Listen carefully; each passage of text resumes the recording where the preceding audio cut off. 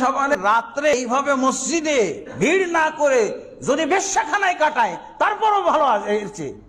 আসসালামু আলাইকুম প্রিয় দর্শক, আজকের ভিডিওটি খুবই গুরুত্বপূর্ণ।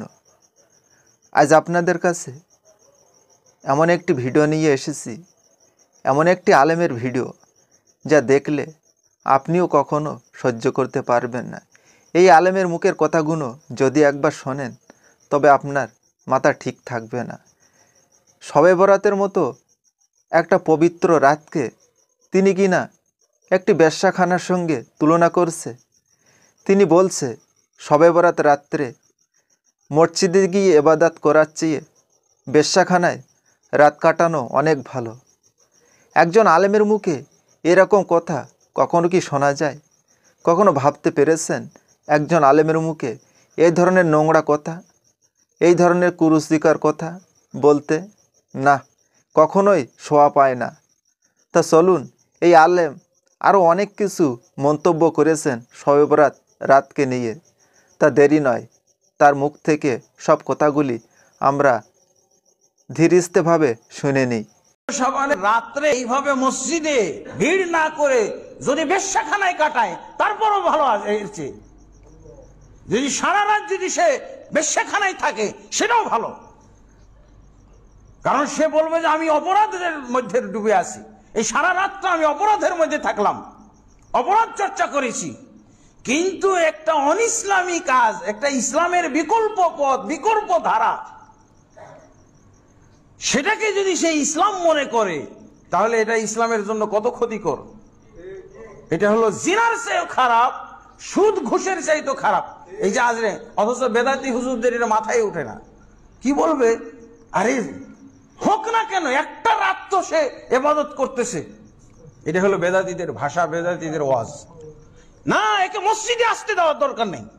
মসজিদ নাপাক করতে আসতেছ, ওর তওবা করার দিন এইটা না, তওবা করার রাত এইটা না, তার অন্য যে কোনো সময় তওবা করার জন্য আছে। এই বেদাতি উপলক্ষকে কেন্দ্র করে এর তওবাটাও তো প্রশ্নবিদ্ধ। এই জন্য দেখা যাচ্ছে যে আমাদের মুসলমানদেরকে এই শবে বরাত সম্পর্কে জানানোর প্রয়োজন নেই, এবং জানাইতে গেলে আপনার কি হবে, জাল হাদিস বলতে হবে, জয়ীফ হাদিস বলতে হবে। আর শাবান মাস সম্পর্কে যা বলবেন সব হলো নির্ভেজাল সহিহ হাদিস। আর শবে বরাত সম্পর্কে আল্লাহ মুখ খুললেই আপনার জয়ীফ আর জাল ছাড়া কিচ্ছু নেই।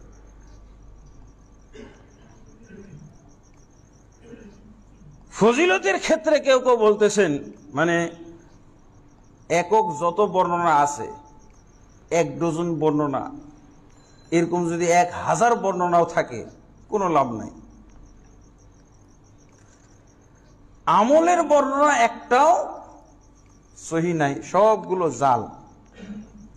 এখন আলহামদুলিল্লাহ আমাদের আলোচনা শুনতে শুনতে, আলোচনার প্রভাবে, আলোচনার দাপটে বেদাতিরা একটা হাদিস, সিহা সিত্তার হাদিসটা এখন বাদ দিতেছে। ইবনে মাজার 1388 নম্বর হাদিস, এই হাদিস আর তাদের মুখে আসে না। আমরা জাল বলতে বলতে বলতে এখন সিহা সিত্তার সবচেয়ে যেটা মজবুত হাদিস শবে বরাতের আমলের ব্যাপারে আলহামদুলিল্লাহ তারা তওবা করেছে। এই বেদাতি হুজুররা এখন এইটা তারা বুঝতে পেরেছে এটা জাল হাদিস। এইটা যেহেতু প্রসিদ্ধ, এই জন্য এই হাদিস আর তারা মুখে আনে না। যারা একটু শিক্ষিত, যারা একটু হাদিস ঘাটাঘাটি করেছে তাদের ব্যাপারে। আসলে শাবান মাসের ব্যাপারে যত আমরা শবে বরাতকে দাফন করতে পারবো আর শাবানের আমলকে যত আমরা হাইলাইট করতে পারবো, এটাই হলো এই মাসের কর্তব্য আদায়। এই মাসের আমরা ডিউটি পালন করলাম। যেই মৌলভী সাহেবরা, যেই মুফতি মুহাদ্দিসরা শবে বরাত শব্দের পক্ষ অবলম্বন করে তারা বেদাতি। এই শব্দ দিয়েই বোঝা যায়। এটা হলো শবে বরাত। শবে বরাতের অর্থ কি? সব মানে হলো ফার্সি শব্দ। আসলে ফার্সির মাধ্যমে আমাদের সমাজে যে বেদাতগুলো আসে, ফার্সি মানে শিয়া কেন্দ্রিক, ইরান কেন্দ্রিক, এগুলো হলো কত আর বেদাতিরা এর পক্ষে, যে আলহামদুলিল্লাহ দেখছেন না এই মসজিদটা কিভাবে শূন্য হয়ে গেছে। শবে বরাত শূন্য একটা মসজিদ, শবে বরাত শূন্য, এটা শবে বরাতওয়ালা মসজিদ ছিল রে বেদাতিরা, এখন শবে বরাত শূন্য মসজিদ, এটা দেখে যা।